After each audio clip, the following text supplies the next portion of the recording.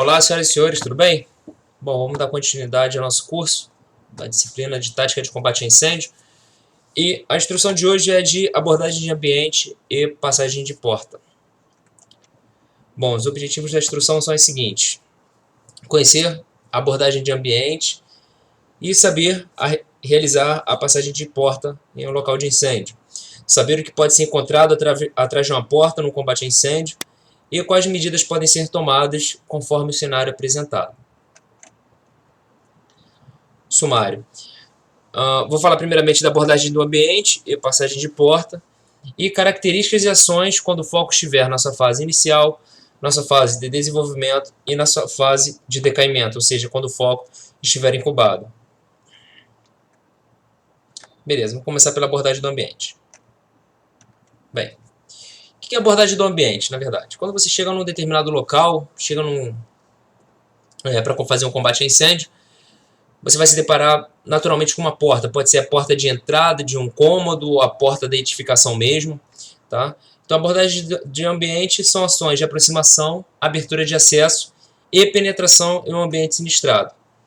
Ao encontrar uma porta fechada, tenha bastante cautela, porque qualquer ventilação provoca aceleração da queima e aumento da taxa de liberação de calor, além de poder acarretar fenômenos de comportamento extremos do fogo. Perfeito?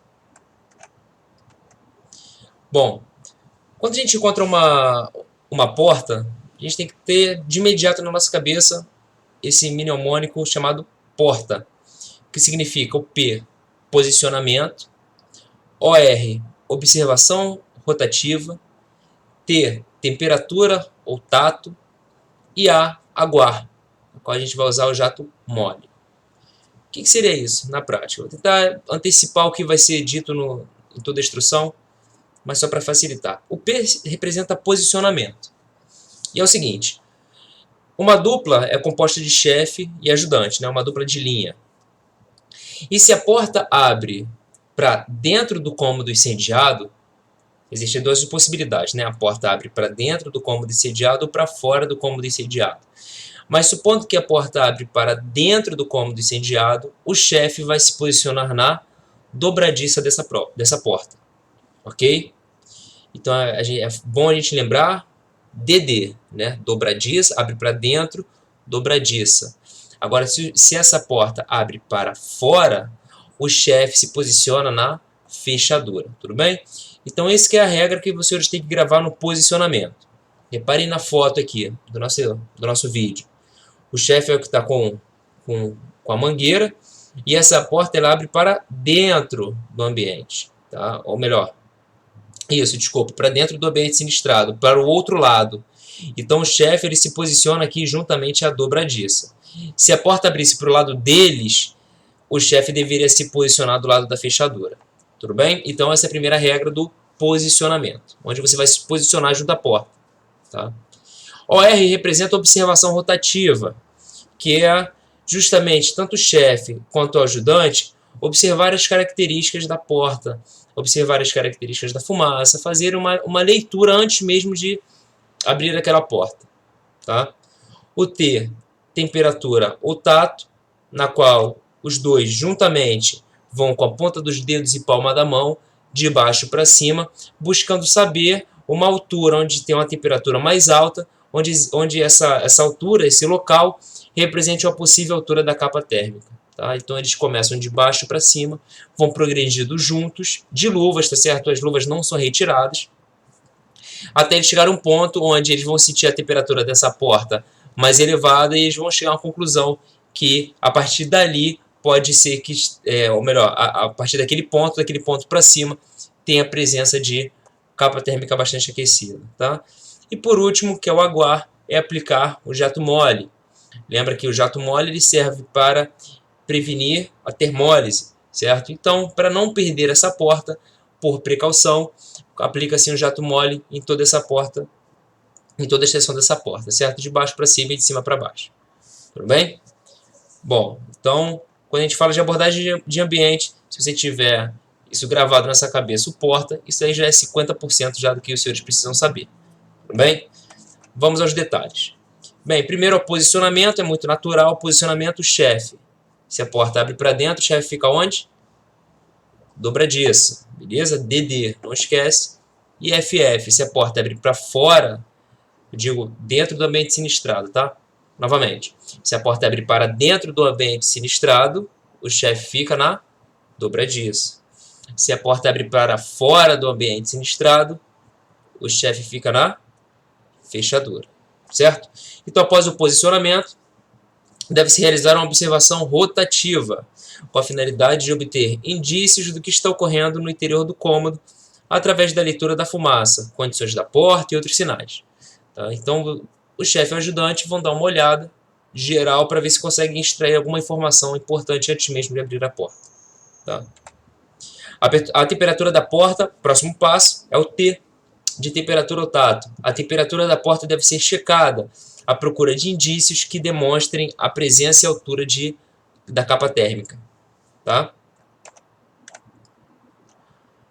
Se a porta estiver pirolizando ou termorizando, deve-se aplicar o jato mole a fim de não perdê-la. Afinal, a porta representa o recurso capaz de limitar a ventilação do foco que está atrás dela.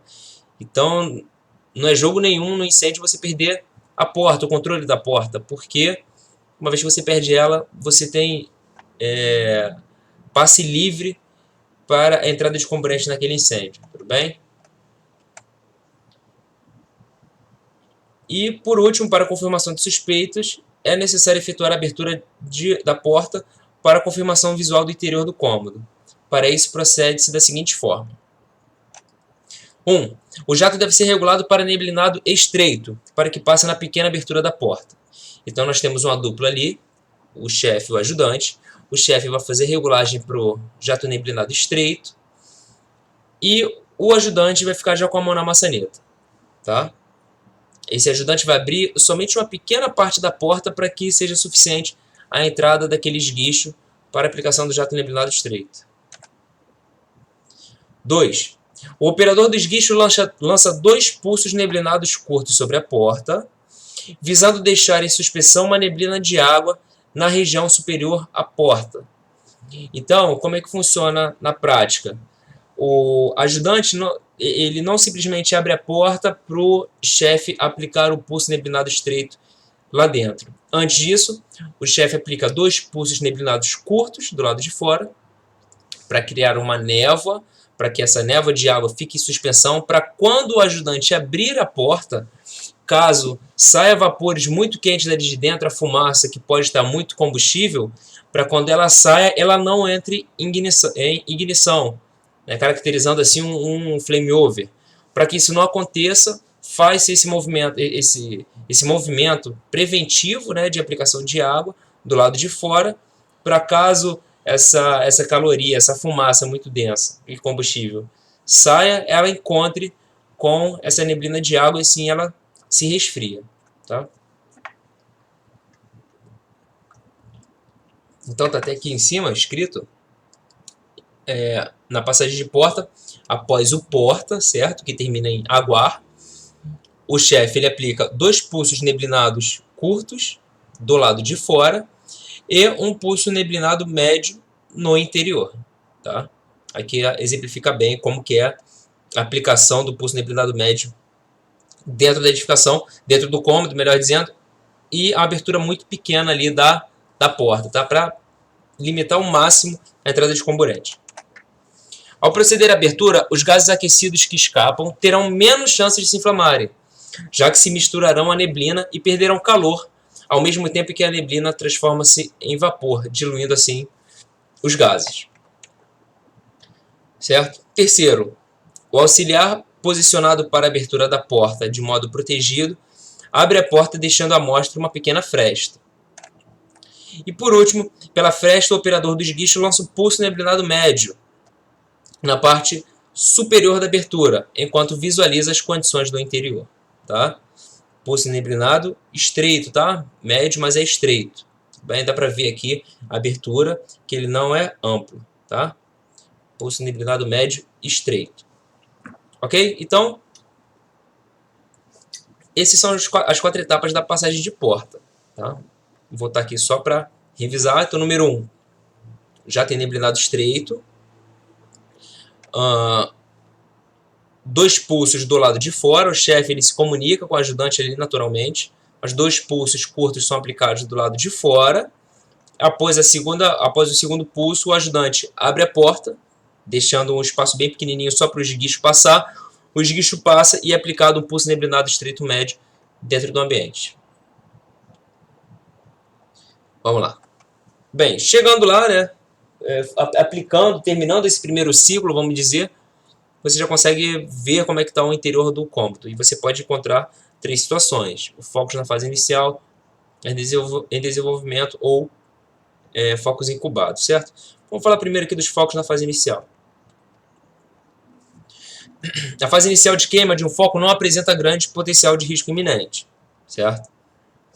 Porém, devido ao aspecto menos alarmante que um foco em fase inicial apresenta, o grande risco para os bombeiros é a negligência com aspectos básicos relativos à segurança. Lembrando que, mesmo na fase inicial, você tem vapores da termólise no local, você tem altas temperaturas, então não menospreze, não subestime um determinado um foco de incêndio na sua fase inicial. Outro detalhe é o seguinte: a abordagem de ambiente e a passagem de porta é feita de joelhos. Caso você abra a porta e você vê que tem condições favoráveis de você progredir, você pode inclusive ficar de pé e progredir, tá certo? Você não precisa ir de joelhos até mais lá na frente. Se tiver pouca fumaça ou nenhuma fumaça, não tem razão de você andar de joelhos quando você pode ficar de pé, tá? Bom, um pequeno foco é capaz de inundar um ambiente grande com fumaça e calor, e por isso algumas vezes bombeiros inexperientes ou afoitos podem afobar-se e exagerar no uso de água no combate, por um dimensionamento equivocado das proporções do foco. É comum ocorrer prejuízos de materiais significantes pelo uso indevido e excessivo de água no combate. Isso daí não é novidade para ninguém, né? Historicamente, até o pessoal brinca, né, que o bombeiro apagava incêndio por alagamento, né? Porque na verdade jogava-se muita água, na qual não tinha mais o que fazer e acabava afogando o foco de incêndio. Então, a quantidade de fumaça que tem em determinado ambiente não necessariamente representa que aquele foco é grande. Basta um grande exemplo disso são os pneus, né? O pneu tem uma capacidade de produção de fumaça imensa e ele é um combustível que não é muito grande, certo? Então, você tem muita fumaça, mas não quer dizer que muita fumaça necessariamente precisa de muita água, tá? Legal, vamos lá. Lembrando que a água que escorre ou se acumula no chão não absorveu calor suficiente para evaporar, ou seja, não foi aproveitada naquilo que tem de melhor, que é a sua capacidade de resfriamento. O ideal é, após o término de combate a incêndio, é o chão estar seco. Não ter nada, só ter fuligem no chão, não ter água. Isso representa um combate a incêndio padrão, combate ofensivo sem alteração. Se vocês correrem para um incêndio, por favor, me mandem fotos, tá? Após o rescaldo, tudo. Se tiver o chão seco, é FO positivo para o senhor ou para a senhora, tá bom? E aqui, novamente, a foto aqui, né, mostrando a névoa, né? Mais uma vez, claramente, você vê a névoa de água. Para quê? Para absorver o máximo de calor daquele ambiente e não deixar nenhuma água escorrendo no solo. O combate ao foco em si deve ser feito de modo a tentar preservar o material que ainda não queimou. Sugere-se pulsos neblinados para resfriar a fumaça. E, se for o caso, pense para extinguir o foco. Acho que eu já falei do pulse pencil, né? Então, quando você passa da porta e você tem fumaça no ambiente, você consegue avistar o foco, você pode aplicar essa técnica, essa combinação de técnicas chamada pulse pencil, tá? Então, avistou o foco, pencil. Ok? Então, vamos falar dos focos em desenvolvimento. Foco inicial, na sua fase inicial, bem tranquilo, né? Vamos falar dos focos em desenvolvimento. Bem, como já vimos anteriormente, na aula 2, na fase de desenvolvimento, a concentração de oxigênio no ambiente permite a ocorrência de viva-chamas. Tá? Em decorrência disso, não há normalmente problemas na abertura de acessos. Como essa é a regra geral, ainda assim a abordagem deve ser cautelosa devido às exceções. Tá? Pode ser que em algum foco em desenvolvimento você tem uma limitação, começando o início de... Começa a limitar o oxigênio daquele ambiente, fazendo assim a transição para a fase de decaimento. Porém, isso não muda em nada na nossa abordagem, tá? Então a gente vai fazer o mesmo procedimento padrão ali de passagem de porta. Toda ventilação irá acelerar a queima e aumentará a taxa de liberação de calor, certo? Então, isso é sabido, então não é porque a gente pressupõe que tem componente à vontade na fase de desenvolvimento que a gente vai negligenciar a parte de passagem de porta.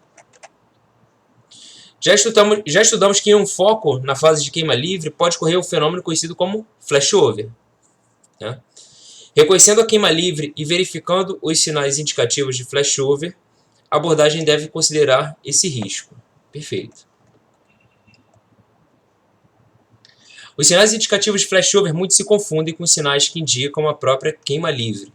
Barulho e luminosidade de chamas, fumaça aquecida e chamas subindo pela coluna de fumaça acima do foco. Outros são mais específicos do fenômeno citado. Então, todas essas características aqui, elas são características do flashover, tá? Não vou falar novamente porque a gente já abordou isso em aulas anteriores, tá? Mas só trouxe aqui para representar. Então, se você entrou fez a passagem de porta, chegou dentro do ambiente, você observou essas características, você pode assumir como risco a possibilidade de ocorrência de flashover, tá certo? Isso quer dizer que você tem que largar aquilo, virar as costas e sair correndo? Não. Você está com a sua ferramenta de trabalho na mão, que é a mangueira pressurizada, então você vai aplicar os pulsos, vai resfriando a fumaça, tá certo? Caso encontre foco, aplica o pencil. Mas essas condições aqui, fecha sempre a porta, tá certo? Importantíssimo você fechar as portas, para que você limitar ao máximo a ventilação naquele local. Uma vez que você sabe, tem todo esse conhecimento, você pode continuar a sua progressão. Mas saiba que essas 6 características aí são sinais indicativos de ocorrência de flashover, perfeito? Muito bem. Deixa eu passar esse vídeo aqui para os senhores. Só observe.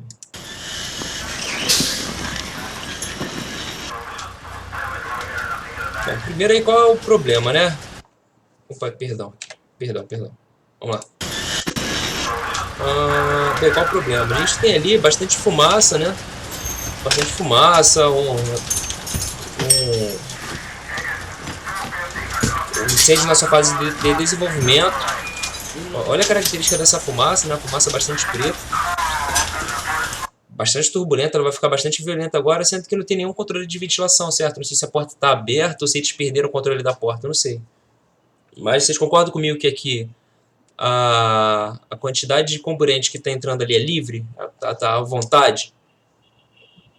Então, a fumaça muito quente, muito combustível, com bastante comburente, o negócio não dá muito certo.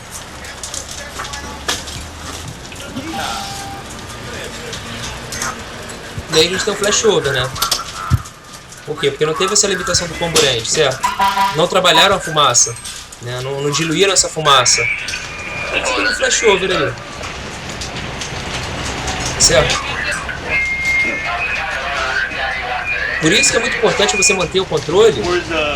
Por isso que é muito importante manter o controle da porta, né? Se você passar por esse ambiente, você está resfriando a fumaça lá dentro, mas você esqueceu de fazer o controle da ventilação, pode acabar acontecendo isso daí.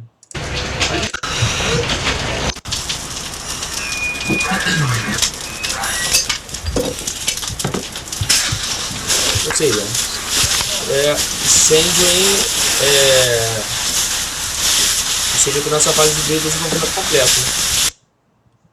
Tudo bem, vamos para o próximo aqui.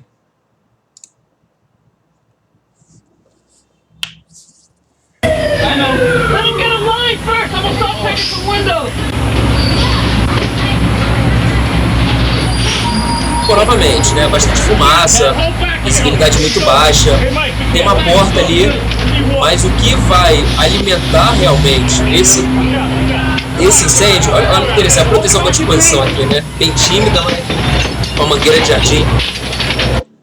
Mas o grande problema aqui é que esse bombeiro aqui, ele vai tentar, obviamente, ajudar aí na dissipação da fumaça, e ele acaba abrindo outros acessos que na verdade não deveriam ter sido abertos. Esses acessos poderiam ter sido abertos se essa fumaça fosse diluída, fosse resfriada. Aí sim, de maneira cautelosa, a gente podia pensar em ventilação, tá? No caso, não foi feito nenhum tratamento da fumaça e ele admitiu mais componentes para aquele incêndio. Então, o resultado não é muito bom.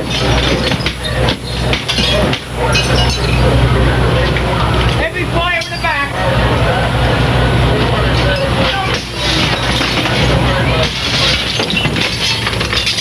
Eu aposto que você conhece um bombeiro assim, né? Sempre tem. Em todo lugar tem um bombeiro assim. Aí, ou seja, aí não satisfeito, tem mais uma janela ali. Aí fechou. Aí fechou bonito. Quebrou a última que faltava pra incendiar tudo de uma vez. Ou seja, entrou em flashover ali porque só precisava do comburente, né? Flashover induzido por ventilação nesse caso. Tá bom? Então, só para os senhores entenderem a importância de sempre limitar a ventilação, sempre fechar a porta por onde passar. Tá bom? E a finalidade sempre de trabalhar a fumaça, de resfriar a fumaça, diluir a fumaça. Tá? Beleza, continuando em focos em desenvolvimento. Nesses ambientes, o combate deve priorizar o ataque à capa térmica, a camada de fumaça que se acumula a partir do teto. Você talvez se pergunte a razão disso e talvez esteja pensando que um ataque direto ao fogo eliminaria a fonte de calor causador do flashover. Ocorre que a queima dos combustíveis presentes na fumaça irradia muito mais calor que a queima do material que alimenta o foco. Tá? Então a gente tem uma preocupação muito grande, muito maior com a fumaça do que com o foco propriamente dito. Deve o bombeiro utilizar pulsos neblinados curtos. Os jatos devem ser disparados em rajadas curtas para aproveitar uma maior superfície de resfriamento. Os pulsos devem ser distribuídos pela capa térmica e, na medida que forem disparados, deve o bombeiro aguardar alguns instantes e observar o efeito que a expansão do vapor de água provocará para continuar no combate à fumaça ou não. Enquanto aguarda, jatos curtos do Pensiline podem ser direcionados ao foco.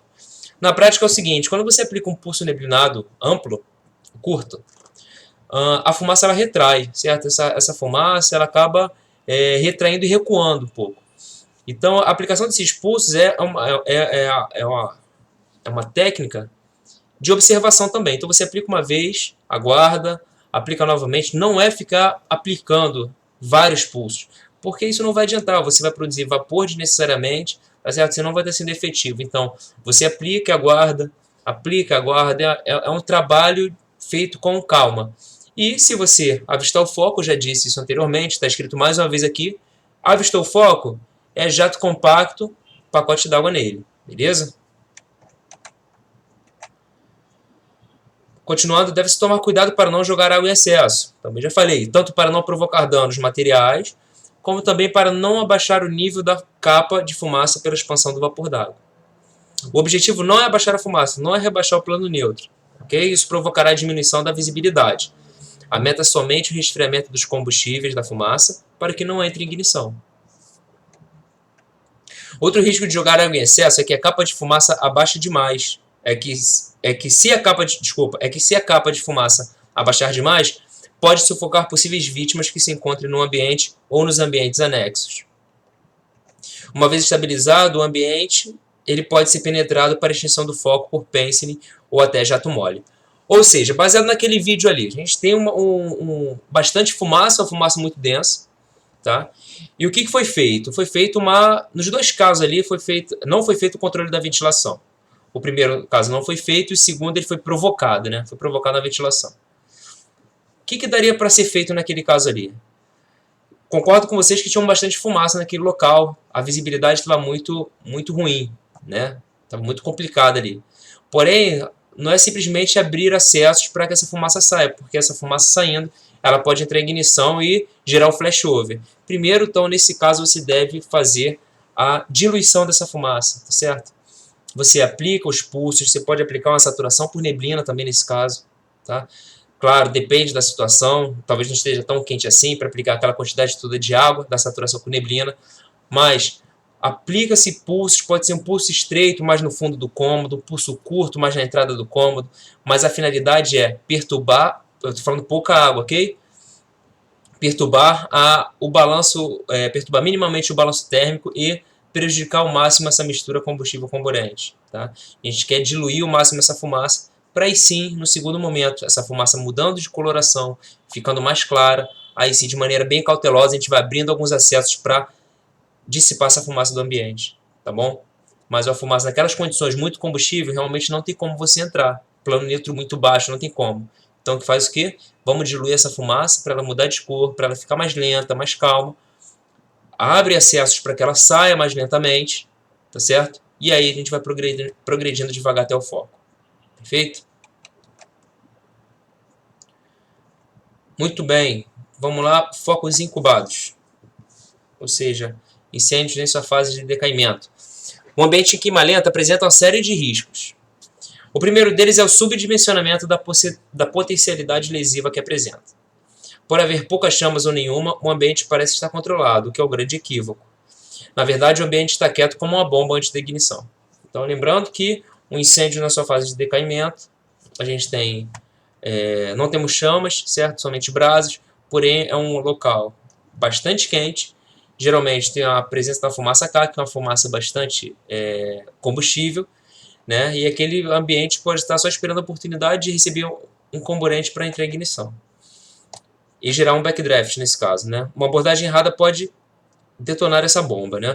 Assim, o que era um ambiente queimando lentamente apenas com brasas pode se tornar um ambiente completamente tomado pelas chamas após a ocorrência de um backdraft.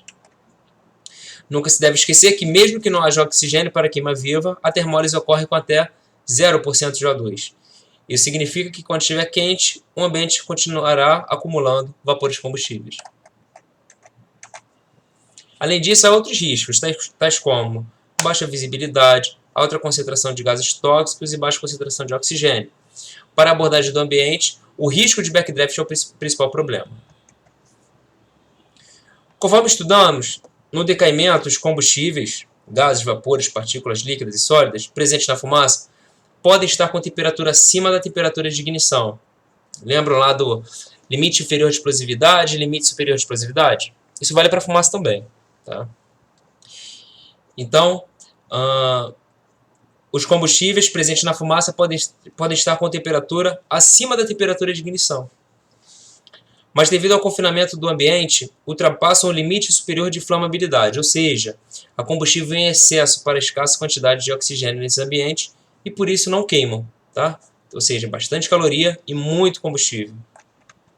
Quando o acesso é aberto e o ar entra ofertando oxigênio, tão logo a concentração atinge o patamar adequado, a fumaça deflagra-se. A queima violenta que ocorre é o backdraft. Lembrando que nos vídeos não aconteceu backdraft não, tá? O que aconteceu nos dois casos ali foi um flashover. Perfeito? Não teve deslocamento de ar. Tá? Poderia acontecer um backdraft? Poderia, mas não aconteceu. Ótimo que não tenha acontecido. O backdraft ele tem um potencial de causar lesões muito maior que um flashover. Tá?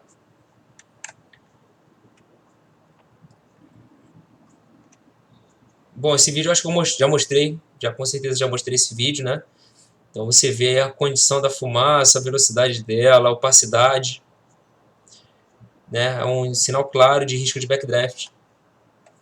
E os sinais, novamente, já coloquei isso em outra instrução, os indicativos de queima lenta com risco de backdraft. Fumaça sob pressão, uma fumaça numa cor amarelada, uma cor caque, fuligem em óleo impregnado no vidro das janelas, movimento de ar para o interior do ambiente, por baixo, certo? Parece um barulho de panela de pressão. Então, todos esses indicativos são indicativos que ali tem um foco incubado e a gente está na fase de decaimento. Muito cuidado com esse tipo de cenário. E aí, o que a gente faz?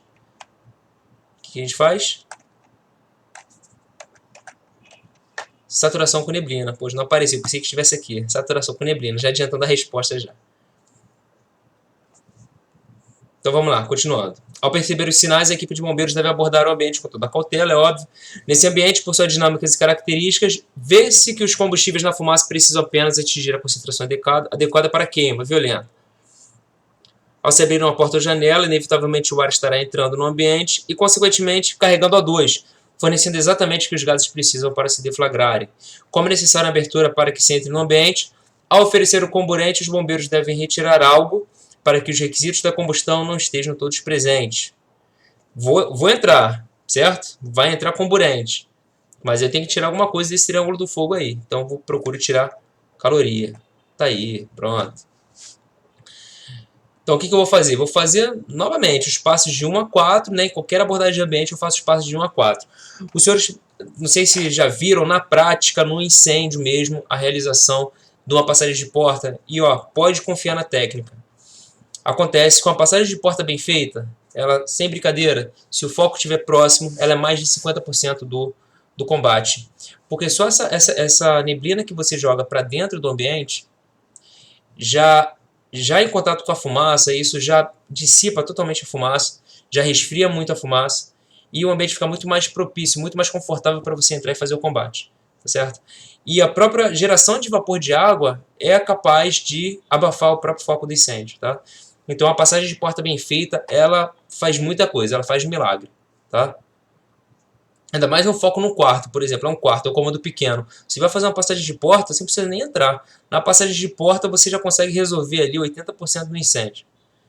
É realmente muito efetivo e se expondo minimamente, né? Então vamos lá, focos incubados. Você chegou numa situação dessa aqui, né?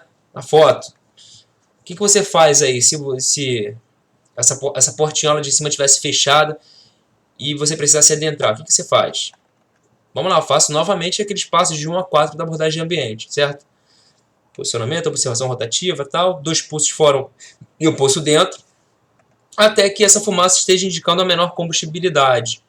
Até essa fumaça ficar numa cor mais clara, cinza, menos densa, menos opaca, ficar mais calma. Tá?